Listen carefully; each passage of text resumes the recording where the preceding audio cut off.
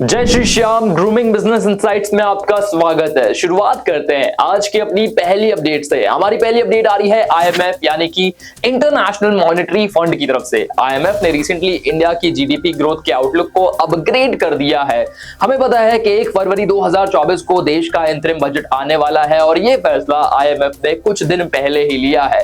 IMF ने कहा है कि इंडिया की जो ग्रोथ है वो 6.5% की रफ्तार से रहने वाली है साल 2025 के फाइनेंशियल ईयर में। ये अगर हम कंपेयर करें तो देखने को मिलता है कि इसमें 20 बेसिस पॉइंट्स की बढ़त की गई है, क्योंकि पहले आईएमएफ ने कहा था कि इंडिया की रफ्तार 6.3% की रहने वाली है। हालांकि हमारी मिनिस्ट्री यानी कि फाइनेंस मिनिस्ट्री ने एक रिव्यू रिपोर्ट भी रिलीज करी है बजट के पहले, जिसमें कहा गया है कि इंडिया की जो ग्रोथ की रफ्तार है ये 7% की रफ्तार से होगी। वैसे आपको क्या लगता है किस रफ्तार से इंडियन इकोनॉमी ग्रो कर सकती है?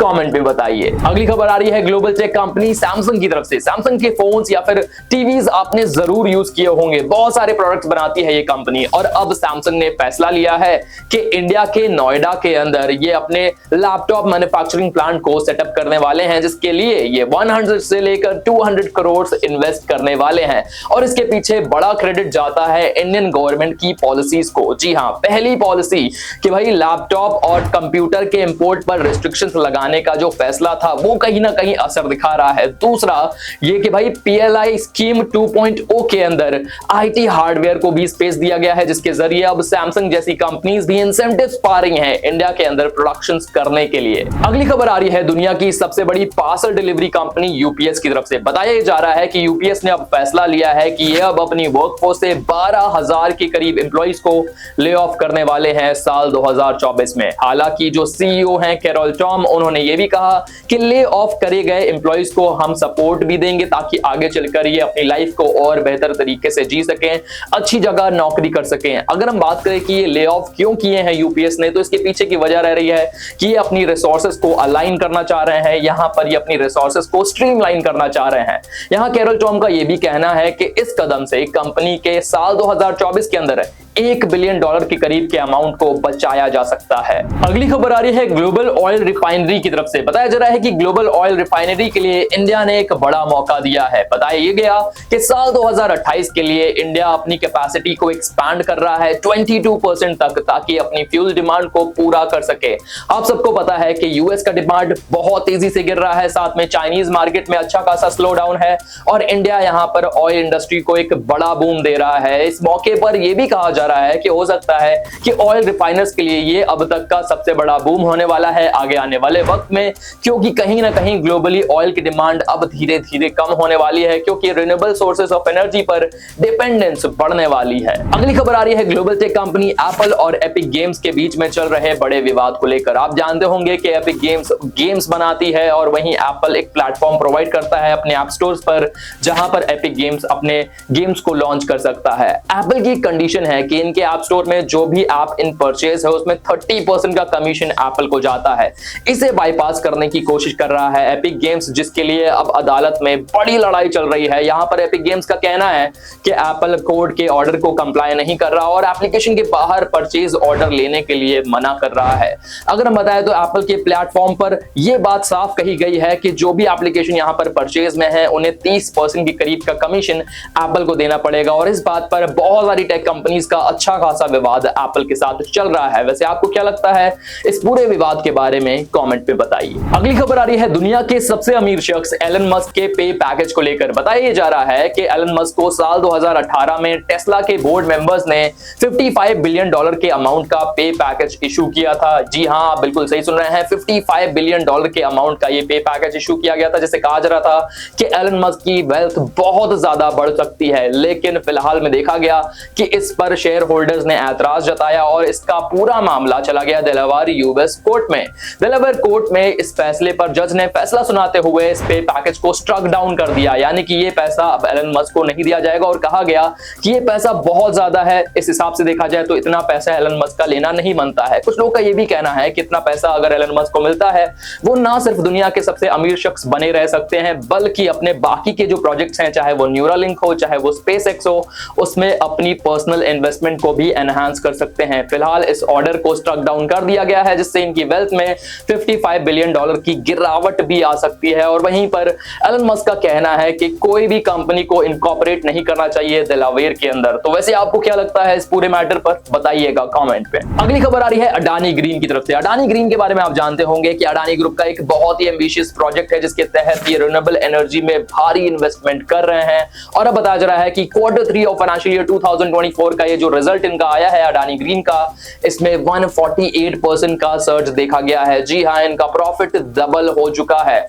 यहां पर जो ओवरऑल प्रॉफिट रह रहा है Q3 में, ये 256 करोड़ के करीब का रह रहा है। पर डे अडानी ग्रीन ने 2.8 करोड़ से ज्यादा की अर्निंग की है। और इसके लिए कहा जा रहा है कि आगे चलकर इनके जो एम्बिशियस प्रोजेक्ट्स हैं उसके लिए एक बहुत बड़ी मिसाल है। आगे चलकर इन्हें बहुत ज्यादा हेल्प मिल सकती है अपने प्रोजेक्ट्स को फंड करने के लिए। अगर हम बात करें सेल्स की, तो इसमें भी 59% की बढ़त आई है इन Q3 ऑफ फाइनेंशियल ईयर 2024। अगली खबर आ रही है जी ग्रुप के शेयर होल्डर्स की तरफ से। आपको पता होगा कि जी और सोनी का $10 बिलियन का एक मर्जर होने वाला था, जिसके लिए 2021 में अप्रूवल भी मिल चुका था।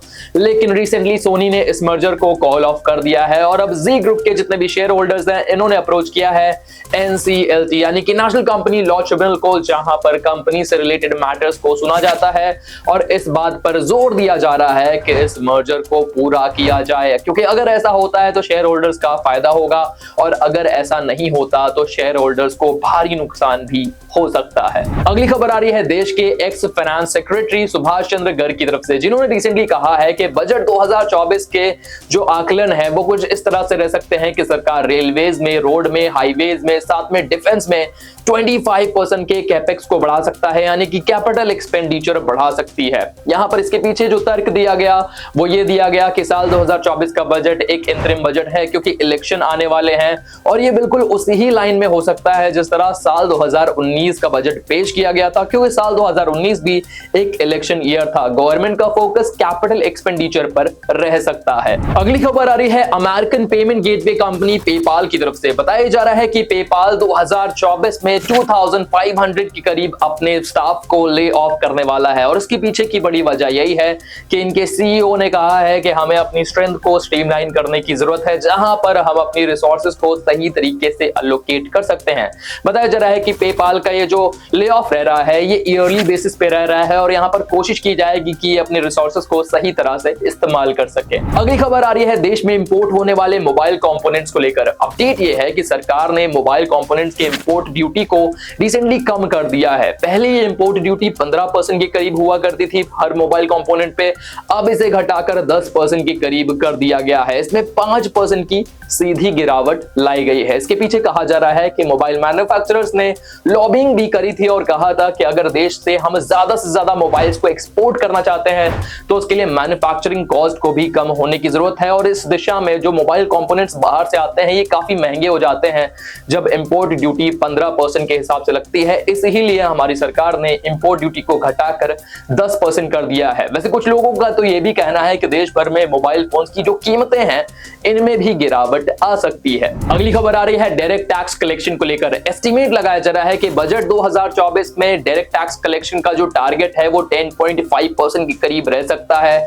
इसमें ये बात इसलिए भी कही जा रही है क्योंकि पुराने साल यानी कि पिछले साल देखा गया था कि जो हमारा डायरेक्ट टैक्स कलेक्शन था इसमें 9% से ज्यादा की बढ़त देखी गई। और अब गवर्नमेंट एस्टीमेट करेगी कि जो हमारे देश की जीडीपी ग्रोथ है उसमें डायरेक्ट टैक्स कलेक्शन का जो ग्रोथ है वो 10% से ज्यादा का हो सकता है। अगली खबर आ रही है गोल्ड इंपोर्ट को लेकर। इसके पहले हमने आपको बताया है कि हमारे देश की कॉमर्स मिनिस्ट्री चाहती है कि हमारी finance ministry gold import duty जो लगती है 15% की, इसमें कुछ कमी लेकर आए।